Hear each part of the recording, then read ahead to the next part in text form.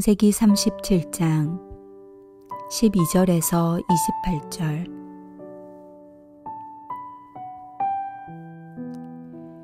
그의 형들이 세겜에 가서 아버지의 양떼를 칠 때에 이스라엘이 요셉에게 이르되 내 형들이 세겜에서 양을 치지 아니하느냐, 너를 그들에게로 보내리라. 요셉이 아버지에게 대답하되 내가 그리하겠나이다. 이스라엘이 그에게 이르되 가서 내 형들과 양떼가 다 잘 있는지를 보고 돌아와 내게 말하라 하고 그를 헤브론 골짜기에서 보내니 그가 세겜으로 가니라. 어떤 사람이 그를 만난즉 그가 들에서 방황하는지라. 그 사람이 그에게 물어 이르되 내가 무엇을 찾느냐. 그가 이르되 내가 내 형들을 찾으오니 청하건대 그들이 양치는 곳을 내게 가르쳐 주소서. 그 사람이 이르되 그들이 여기서 떠났느니라. 내가 그들의 말을 들으니 도단으로 가자 하더라 하니라. 요셉이 그의 형들의 뒤를 따라 가서 도단에서 그들을 만나니라. 요셉이 그들에게 가까이 오기 전에 그들이 요셉을 멀리서 보고 죽이기를 꾀하여 서로 이르되 꿈꾸는 자가 오는도다. 자, 그를 죽여 한 구덩이에 던지고 우리가 말하기를 악한 짐승이 그를 잡아먹었다 하자. 그의 꿈이 어떻게 되는지를 우리가 볼 것이니라 하는지라. 르우벤이 듣고 요셉을 그들의 손에서 구원하려 하여 이르되 우리가 그의 생명은 해치지 말자. 르우벤이 또 그들에게 이르되 피를 흘리지 말라. 그를 광야 그 구덩이에 던지고 손을 그에게 대지 말라 하니 이는 그가 요셉을 그들의 손에서 구출하여 그의 아버지에게로 돌려보내려 함이었더라. 요셉이 형들에게 이르매 그의 형들이 요셉의 옷 곧 그가 입은 채색 옷을 벗기고 그를 잡아 구덩이에 던지니 그 구덩이는 빈 것이라. 그 속에 물이 없었더라. 그들이 앉아 음식을 먹다가 눈을 들어 본즉 한 무리의 이스마엘 사람들이 길르앗에서 오는데 그 낙타들의 향품과 유향과 모략을 싣고 애굽으로 내려가는지라.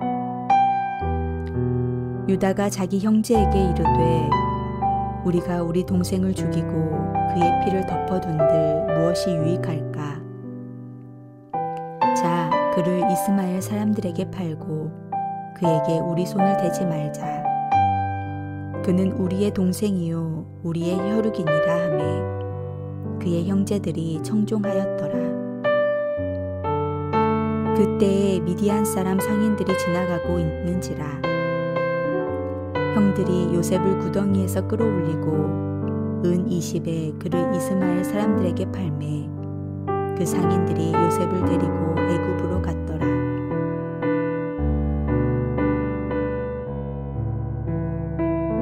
하나님의 꿈은 반드시 그 대가를 치릅니다.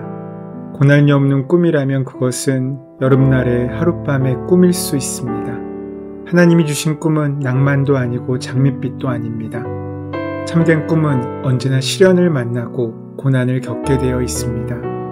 우리가 참된 그리스도인으로서 땅의 꿈이 아니라 하늘의 꿈을, 순간적인 꿈이 아니라 영원한 꿈을, 하나님의 꿈을 그 가슴에 품고 있는 사람이라면 우리의 삶 가운데 고난을 겪는 것은 당연한 것입니다. 시련을 만난 것은 억울하거나 우연한 일이 아닙니다. 우리가 바른 길을 걷고 있다는 증거입니다.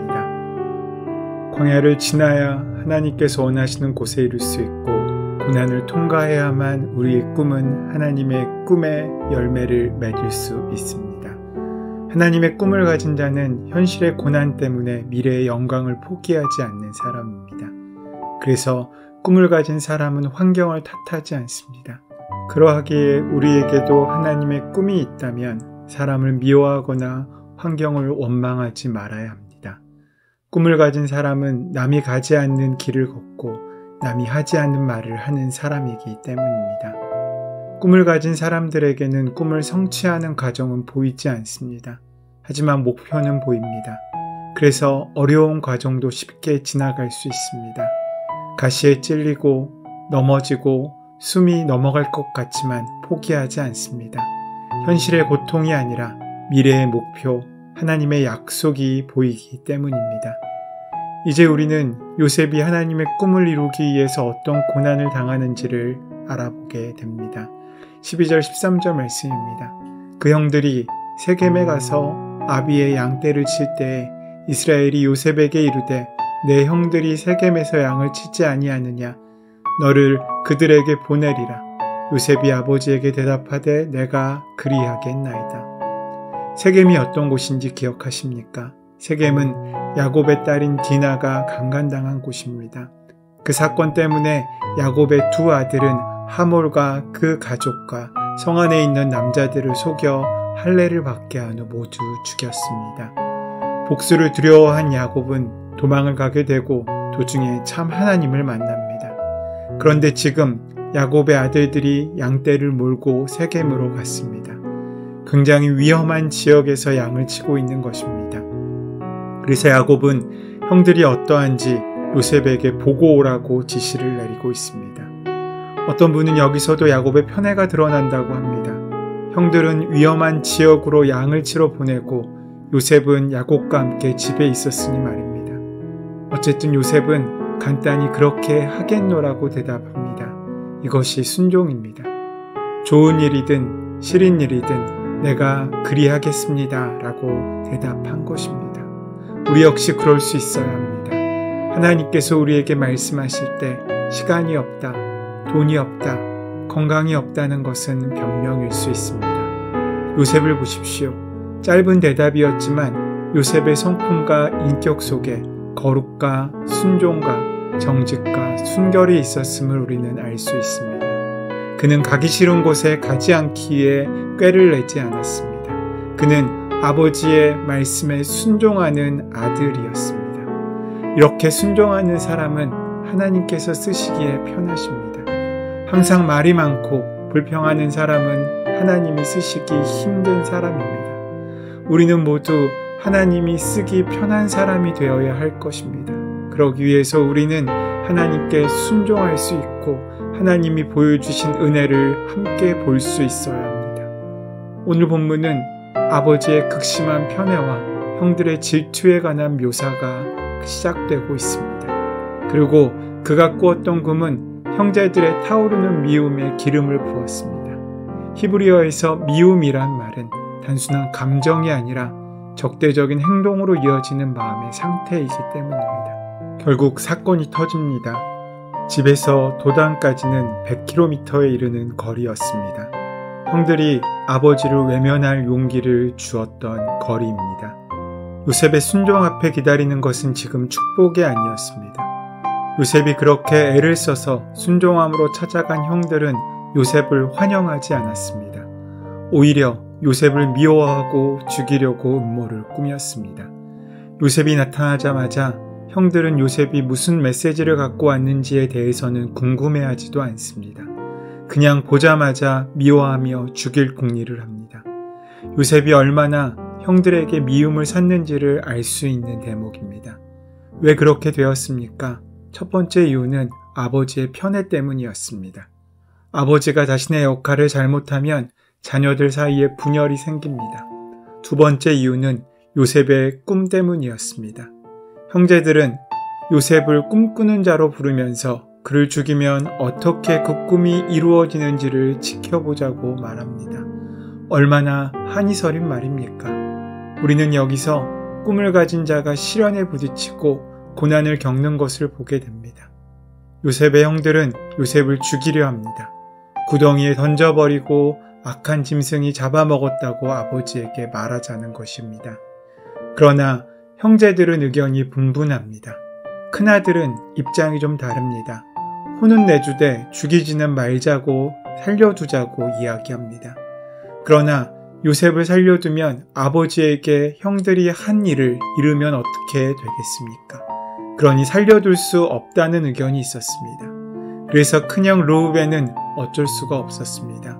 동의해야 했습니다. 분위기가 만들어지면 할 수 없이 해야 합니다. 그러나 르우벤은 생명을 상하게 하지 말자고 주장합니다. 결국 요셉은 이집트의 노예 신분으로 팔려갑니다. 하나님께서 꾸게 하신 꿈은 아무 힘도 없어 보입니다.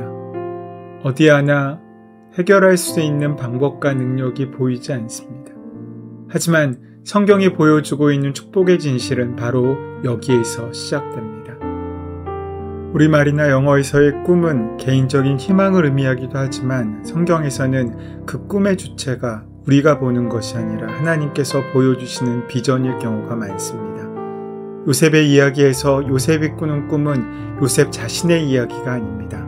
그를 통해서 이루고자 하신 하나님의 꿈을 보여주고 있는 것입니다. 요셉의 꿈이 문제가 되었던 것은 그가 출세나 자신의 성공을 희망했기 때문이 아니라 완전히 다른 일을 이루실 하나님의 계획에 초대되었고 믿음으로 반응했기 때문입니다. 기독교를 피상적으로 비판하는 사람들은 하나님이란 인간의 희망이 투영된 존재라고 조롱합니다. 하지만 예언자들이 선포하고 예수님께서 보여주신 하나님은 정반대입니다. 하나님이 보여주신 꿈을 이루는 사명이 바로 우리에게 있는 것입니다. 그분은 인간이 감당할 수 없는 진실이며 공의입니다. 그 하나님을 따르려 할 때 갈등은 불가피합니다. 그 갈등 앞에서 우리는 무기력해지고 때로 방향을 잃고 넘어지기도 합니다. 하지만 하나님의 뜻은 그러한 불가피한 어려움과 고난의 과정을 통해서 실현됩니다. 오늘 우리가 살면서 겪는 많은 고통의 순간들이 하나님의 꿈을 이루는 귀한 과정으로 바뀌게 될 때 우리는 하나님 나라를 이루어내는 귀한 삶을 살아갈 수 있게 될 것입니다. 오늘 하루 그러한 하나님의 나라가 이루어지는 복된 삶을 사시는 저와 여러분 되시기를 소원하고 축원합니다. 거룩하신 하나님, 하나님 나라의 다름이 저희를 두렵게 할지라도 주님을 믿고 걸어가는 믿음의 백성이 되게 하여 주시옵소서. 그래서 우리가 걷는 한 걸음 한 걸음이 하나님의 나라의 지경이 넓어지는 귀한 믿음의 여정이 될 수 있도록 축복하시고 인도하여 주시옵소서. 우리 주 예수 그리스도의 이름으로 기도드립니다. 아멘.